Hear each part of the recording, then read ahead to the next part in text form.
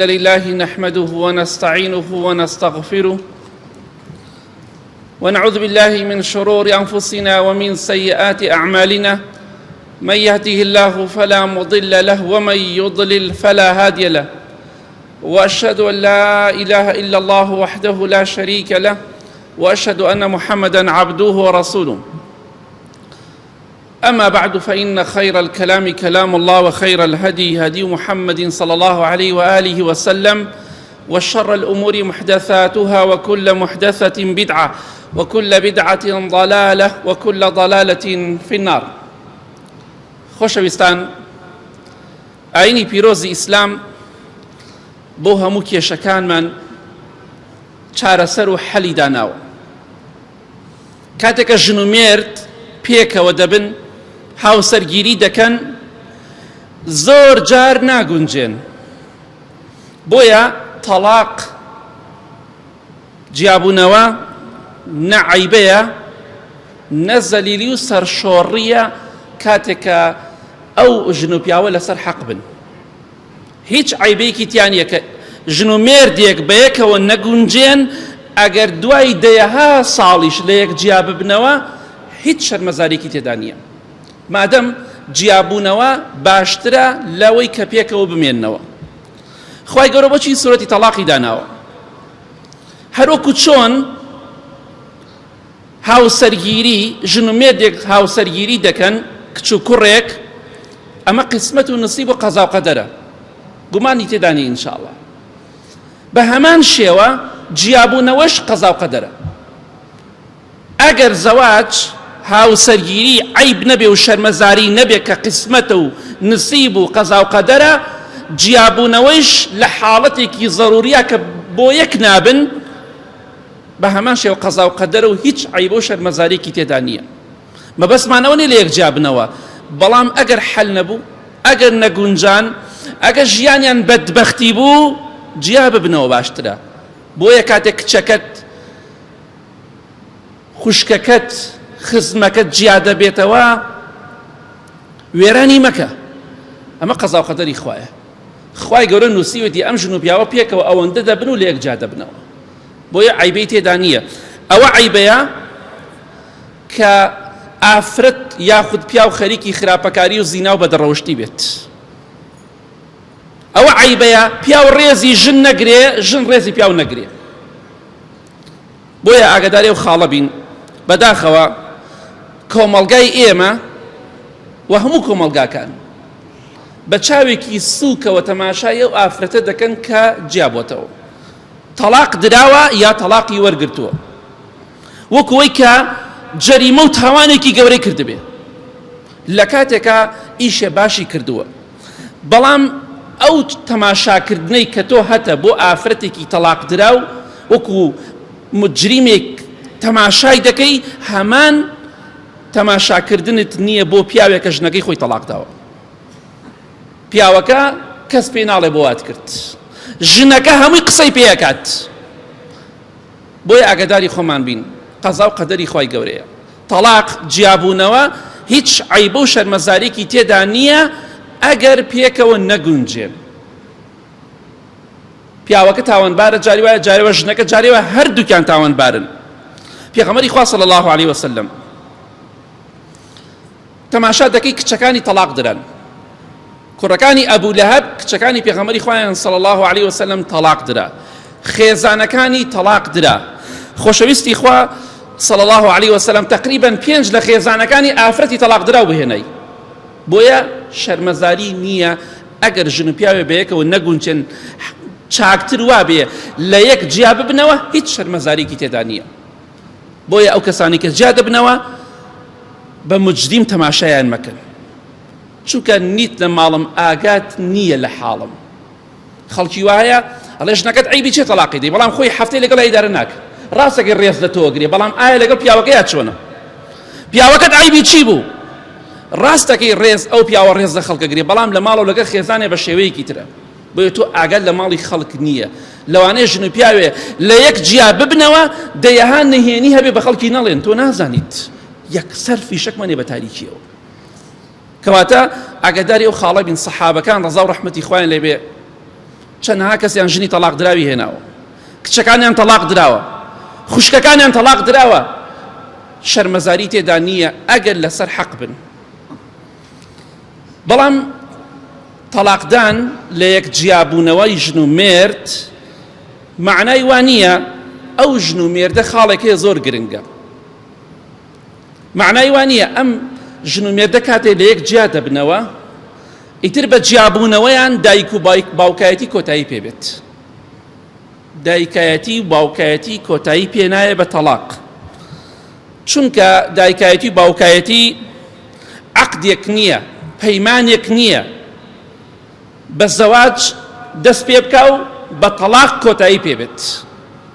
تازە مادەم تەلاق درای نامێ مناڵەکانت ببینیت. ئەمە بەڕاستی زوڵمێکی زۆر گەورەیە. پێغەمبەری خوا صلی الله عليه وسلم لە حەدیثێکی صحیح جامع صغیرە فەرمێ: من فرق بين والدة وولدها فرق الله بينه وبين أحبته يوم القيامة. هەر کەسێک مناڵێک لەگەڵ دایکیا لە یەک جیا بکاتەوە، ئیتر ئەگەر زانایان دەفەرمون ئەمە مەبەستی کێیە، ئەوانە بوو کۆیلە بوون، جاران کۆیلەکان دەفرۆشران مناڵەکە و دایکیان لە یەک جیا دەکردەوە و دەفەرمون هەموو ئافرەتێک دەگرێتەوە، هەموو دایکێک ئەگەر حڕ بێ یا عەبد بێ. هەر کەسێک، هەر مێردێک، هەر خەزوورێک، هەر پیاوێک، هەر نێرێک دایک و مناڵ لە یەک جیا بکاتەوە لە جیابوونەوەیەکی یەکجاری، خۆی گەورە وەکو سزایەک لە ڕۆژی قیامەتە ئەو ئینسانێک کە دایک و منداڵێکی لە یەک جیا کردەوە، خی گەورە لە قیامەتە ئەو کەسەکی خۆش بێ خوا لەو کەسە جیایەکات، چونکە ئەم دایکە مناڵەکەی زۆر خۆشەوێ. بەڵام ئەم پیاوە زاڵمە ئەڵێ نابێ مناڵەکانە ببینی.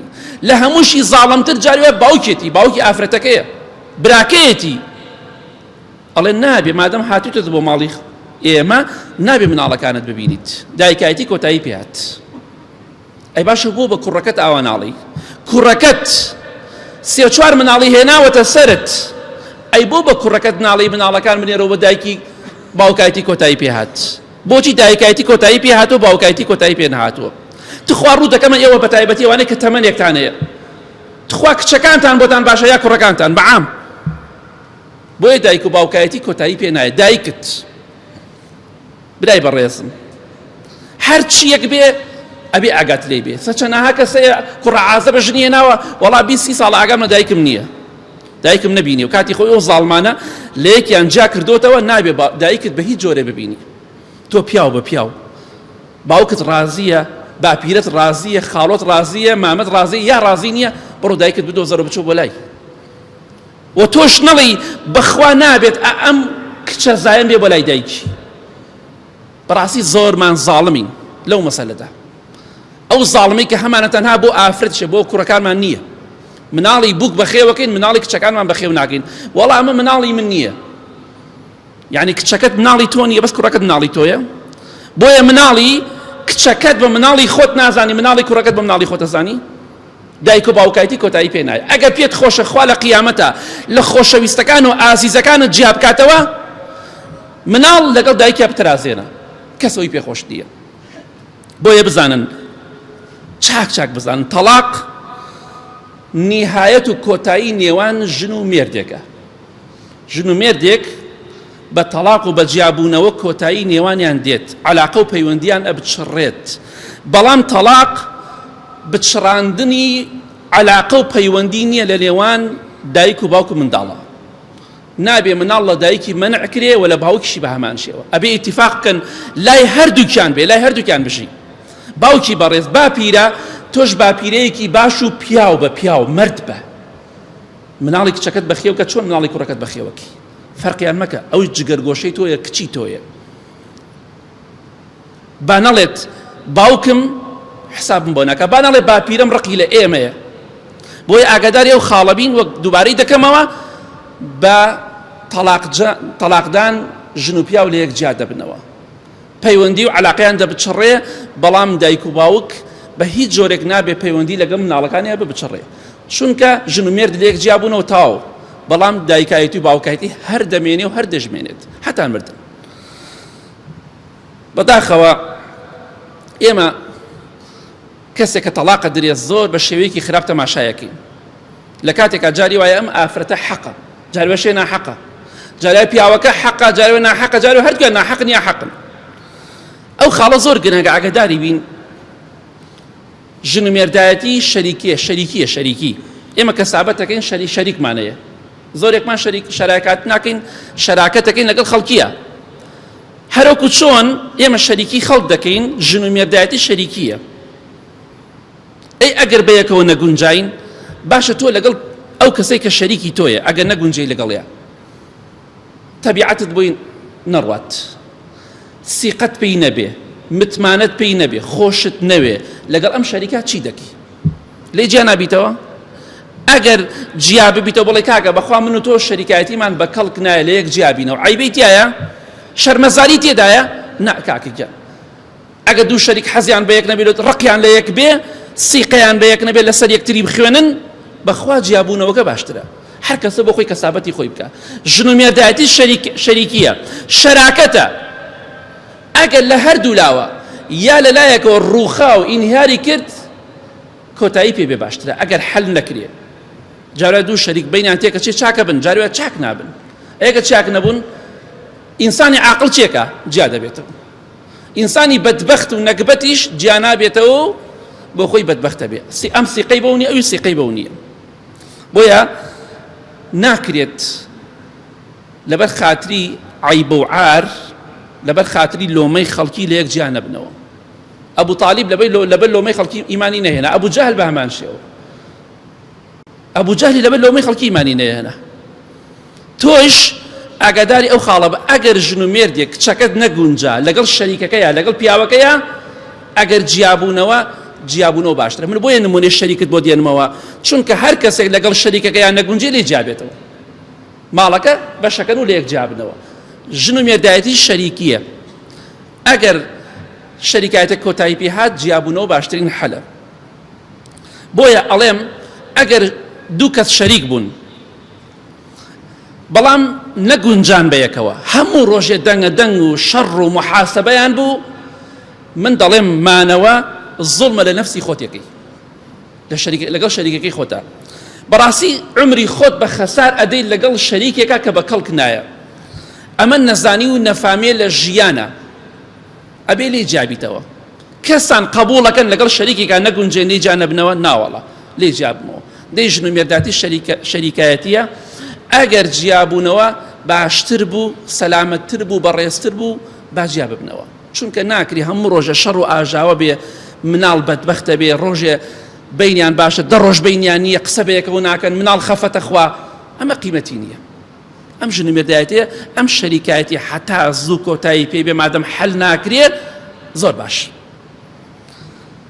کەواتە لەگەڵ ئەوشە ئاگادار بین شەریکایەتی کە تایبەتترە لە زەواج لەوانەیە تۆ شەریکەکەت تەنها لە بەیانێ و تا ئێوارە لەگەڵیابی لەوانەیە هەنێ ڕۆژ هەر بەیەکەوە نەبن بەڵام ژن و مێرد هەموو ڕۆژێ بەیەکەون شەو و ڕۆژ بەیەکەون کەواتە ئەگەر شەریکەکان بەیەکەوە نەگونجان جیابنەوە ئاساییە دەی ژن و مێردیش کە زیاتر بەیەکەون ئەگەر لە یەک جیا ببنەوە زۆر ئاساییە ئەگەر نەگونجێن من هانی خەڵک نادەم پەنا بەخوای گەورە بۆ تەلاق بەڵام ئەگەر جیا نەبوونەوە کچەکەی تۆ شەریکی پیاوێک بووە لەگەڵ یا ناگونجێ جیا بۆتەوە ئیتر مەیکوژە ئەوە عیب نییە ژن و مێرد بەیەکەوە نەگونجێن جیا ببنەوە ئەوە عیبە چەندەها ئافرەت هەیە بۆیە باسی دەکەم ئەوە دیاردەیەکی هەیە و حالێن زۆریش هەیە چەندەها ئافرەت هەیە بە حساب بە دیار مناڵەکانیەوە دانیشتووە بەڵام لە ژێرەوە شووی کردووە بە پیاوێک باوکی کچەکە نازانێت جاری وایە ئەڵێ وەڵا شوو ناکەم جاری واشەیە کە سوکاری ئەڵێ بە دیار مناڵەکەەوە دانیشە شوو نەکەی بۆ خۆی لە ژێرەوە شووی کردووە مەبەستمەوە نییە بکەویتە گومان لە کچەکەی خۆت بەڵام ئەم جۆرەش هەیە ئافرەتەیە لە ژێرەوە پیاوێکی لەگەڵ پیاوێکە ڕێکەوتووە و کردێتی بە مێردی خۆی لە کاتێکە حەڵاڵی نییە بە هیچ جۆرێک ئاگادار بن خوشکە بەڕێزەکانم برا بەڕێزەکانم ئەگەر ژنت بەنهێنی باوکی ئافرەتەکە و وەلی ئەمری ئافرەتەکەەوە هێناوە تۆ حرامە لەگەڵ حراماژیت حەڵاڵی تۆ نییە پێغەمبەری خوا صلى الله عليه وسلم سێ جار دەفەرمێ هەر ئافرەتێک کچە عازە بێ یا بێوەشن بەبێ ئیزنی وەلی ئەمرەکەی مارە بکرێ هەزار مەلامارەی کەت ئەو نیکاحە بەتاڵە تەواو لەخوا بترسە لەگەڵ ئافرەتێکە مەخەوە کە حەڵاڵی تۆ نییە. بۆیە جیابوونەوە لەوە باشترە کە ئافرەتێک لە ژێرە شوو بکە پەنا بەخوای گەورە. یا ڕەبی خوای لە گوناهەکانمان خۆشبی، لە گوناهی دایک و باوک و مردوەکانمان خۆشبی. ئامین.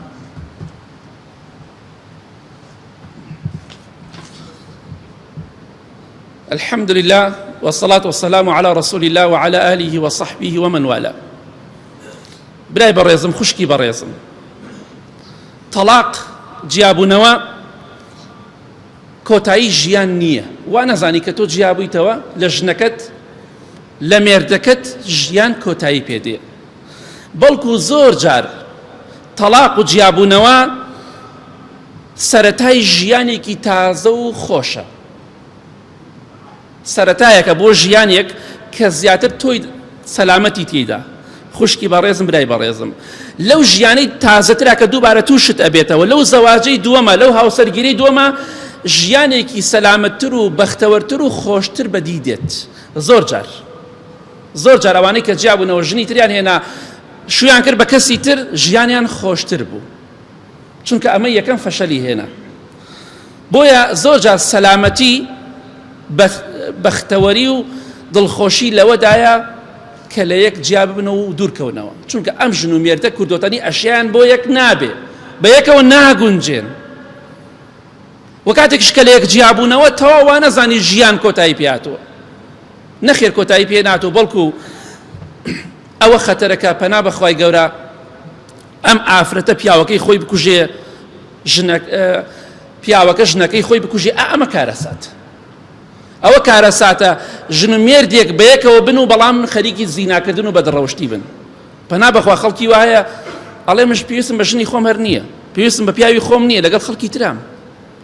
ئەمە عیبە، ئەمە شەرمەزاریە. بۆیە کاتێکە کچەکە تەلاق درا، خوشکەکە تەلاق درا، نەگونجان بەیەکەوە، وا نەزانی ژیان کۆتایی پێهاتوو. لەوانەی ئینشاءڵڵا ئەوەی تر خێری تێدا بێت، چونکە خوای گەورە دەفەرمێ هەندێک شت هەیە ئەوە پێتان ناخۆشە، خێری گەورەی تێدایە، خێری زۆری تێدایە بۆ ئێوە. هەندێک جار جیابوونەوە ترسنۆکی نییە، بەڵکو پاڵەوانی و شوجاعەتە. چونکە ئافرەتێک بڕیار ئەدات، پیاوێک بڕیار ئەدات لە هاوسەرەکەی جیابێتەوە، لەبەر ئەوەی ناگونجێ لەگەڵیدا، لەبەر ئەوەی ژیان لەگەڵیدا هیچ تام و خۆشی و لەزەتێکی نییە. ئەوە زۆر جار پاڵەوانیە، جوامێریە، عاقڵیە کە بڕیارێکی قورس ئەدات، بڕیارەکەش لە ڕاستیە زۆر قورسە.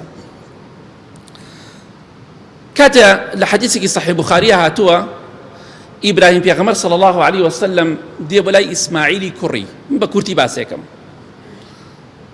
ئەدا لە دەرگا ئافرەتێ دێتە دەرەوە، ژنەکەی ئیسماعیل پێغەمبەرە سەلامی خوا لەسەر، کە بووکی ئیبراهیم پێغەمبەرە صلی الله عليه وسلم. پرسیارەکە ئەڵێ پیاوەکەت لەکوێ؟ ئەڵێ چۆ بۆ ئیشکردن. حاڵتان چۆنە؟ ناڵێم من خەزوری تۆم، باوکی پیاوەکەتم. ئەڵێ حاڵتان چۆنە؟ ئەویش ناشکوریەکە، حاڵمان نییە و ژیانمان وایە وایە کۆمەڵی ناشکوریەکە، و چۆن ئەمڕۆنێ ژن ناشکوریەکە. ئەویش ئەڵێ ئەگەر ئەو پیاوەکەت هاتەوە سەلامی لێ بکە و بڵێ با بەردەم دەرگاکەی بگۆڕێ، بەردەم دەرگاکەی با بگۆڕێ، بەردەمەکەی عەتەبەی دەرگاکەی با بگۆڕێ. کاتێک ئیسماعیل دێتەوە سەلامی خوای لەسەر بێ، ژنەکەی ئەڵێ پیاوێکی ئاوا هات، شێو و شکڵی ئاوا بوو، ئەڵێ ئەو باوکمە. ئەڵێ هیچی بە تۆ نەوت؟ ئەڵێ وتی وەڵا با عەتەبەی دەرگاکەی با بگۆڕێ، بەردەم دەرگاکە با بگۆڕێ. وتی ژنەکەی خۆی تەلاقدا، یعنی ژنەکەت بگۆڕە. بەڵام دوایەوە ژنێ تری هێنا، هاتەوە بۆ لای بە هەمان شێوە، ژنەکەی سپاسی خوایە کرد، ژنی دووەم ئەوەی تەلاقدا، یعنی فەرمووی با ژنەکەی تەلاقدا، ئەگەر لەسەر حەق بێ گوناحبار نابیت. دروستە. ئیبراهیم سەلامی خوای لەسەر بێ فەرمووی با ژنەکەی تەلاقدا، بەڵام نەیوت ژنەکەوتی دەرگاکە. بەڵام دووەم ئافرەتکە هێنای و جارێتر هاتەوە بۆ لای ژنەکەی سپاسی خوایە کرد، الحەمدولله حاڵمان باشە. دوایەوە هەمان بەسەرات ڕوویدا، ئیسماعیل سەلامی خوای لەسەر بێ فەرمووی ئەو باوکمە چی وت؟ فەرمووی ئافرەتەکە وتی باوکت وتی، ئەو پیاوە کە تۆڵی باوکمە وتی با عەتەبەی دەرگاکە سابت کە، دەستکاری نەکە، واتە ژنەکە تەلاق نەدا. ئیبراهیم سەلامی خوای لەسەر بێ فەرمانی کرد ژنەکەی بووکەکەی تەلاق درێت، چونکە بووکێکی خراپ. ئەگەر نەگونجان بەیەکەوە هیچ ناشەرعیکی تێدا نییە. خۆشەویستان، بەڕاستی تەلاق موسیبەتە، ناخۆشە. ژن و مێردێک چەند ساڵ چەند مانگ بەیەکەوە دەبن، ئەمجا لە یەک جیا دەبن و دوو هاوڕێ لە یەک جیا دەبنەوە. بۆیە نەسیحەتی باوکەکان و براکان دەکەن بە تایبەت. کاتێکە کچەکەتان خوشکەکەتان تەلاق ئەدرێ بە حاڵەتێکی ناخۆشە ئەوڕە، جارێ کوڕەکەش بە هەمان شێوە، پیاوەکەش بە هەمان شێوە. ئێوە خەریکی سەرزەنشکردن و لۆمەکردن مەبن.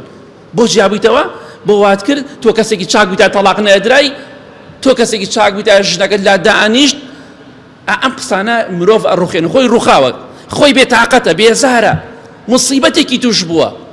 لەو لاشە تۆ موسیبەتەکەی گەورەتر مەکە. ئافرەتی ئەوەنە سەرزەرشتیان کرد، خۆی کوشتووە، خۆی سووتانەوە. ئێکاکەمە قەزا و قەدەری خوایەتەوە بە یەک و نەگونجان و لە یەک جیابوونەوە، خۆ کوفری نەکردووە. خۆشەویستی خوا صلی الله علیه وسلم ژنی خۆی تەلاق داوە، سەحابە تەلاقیان داوە کە نەگونجان دەسەڵاتەیە. ئیمامی عەبدوڵای کوڕی عومەر ڕەزای خوای لێ بێ لە حەدیثێکی صەحیحی صەحیحاتەوە ئەفەرمێ من خێزانێکم هەبوو زۆرم خۆش دەویست، زۆر بەدڵم بوو، بەڵام باوکم کە ئیمامی عومەرە حەزی پێی نەبوو، فەرمی تەلاقی دا، ئەم ئافرەتە بە کەڵک تۆ نایە. دەفەرمێ چوومە خزمەتی پێغەمبەری خوا صلی الله علیه وسلم، یاخود دەفەرمێ بۆی باس کرا هەردوو ڕیواتەکە هاتووە. پێغەمبەری خوا صلی الله علیه وسلم فەرمووی ئەطیع ئەباکە وطەلقها، ئەی عەبدوڵڵاه بە قسەی باوکت بکە و ئەم ئافرەتە تەلاقتە. بەڵام ئیمامی ئیبن تەیمیە دەفەرمێ هەموو باوکێک ئیمامی عومەر نییە، ئەبێ باوکێک بێ و لەسەر حەق بێ. کەواتە تەماشاکە پێغەمبەری خوا صلی الله علیه وسلم کاتێک گوێی لە ئیمامی عومەر گرتو ئەم ئافرەتە ئاوایە و ئاوایە و ئاوایە و ناگونجی ئەم بووکە بە کەڵک نایە، خۆشەویستی خوا فەرمووی صلی الله علیه وسلم مادەم باوکت حەقە بە قسەیکە، ئەگەر حەق بوو بە قسەیکە، ژنەکە تەلاقتە، چونکە بۆ یەک نابن. ئافرەتەیە چەندەها بنەماڵە و دراوسەی لێ کردووە کاکەگیان بە کەڵک نایە. ئافرەتەیە براکاتە دوژمن، خوشکەکان ئەکاتە دوژمنی یەک، دراوسی ئەکاتە دوژمنی یەک، عەشرەت ئەکاتە دوژمنی یەک، ئەمە بە کەڵک نایە. چونکە ئینسان پێویستی بە کەسوکاری هەبێ هەموو کاتێک، نابێ بێ بنەت بێ وەڵام پێویستمە کەسوکار نابێ، هەموومان پێویستمان پێ بێ.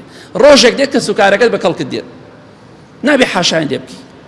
بۆیە پێغەمبەری خوا صلی الله علیه وسلم فەرمووی ئەی عەبدوڵڵای کوڕی عومەر خێزانەکە تەلاقدە، چونکە باوکت لەسەر حەقە. کەواتە ئەو ئافرەتی کە تەلاق درێ سێکی ئیمامی عەبدوڵڵای کوڕی عومەر ڕەزای خوا لێ بێ زۆری پێ ناخۆش بوو، زۆر بەلایەوە قورس بوو، بەڵام تەلاقی دا.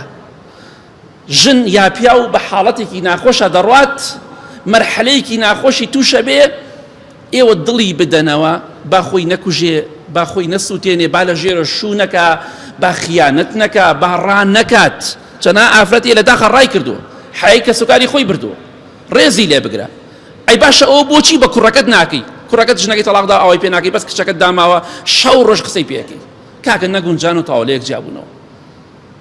ئیتر خۆ دنیا کاول نەبوو، خۆ ژیان کۆتایی پێ نەهات، خۆ پیاو نەبڕاوە، خۆ ژن نەبڕاوە، تەواو بە یەک و نەگونجان. ئەگەر ئێمە تێگەشتوو بین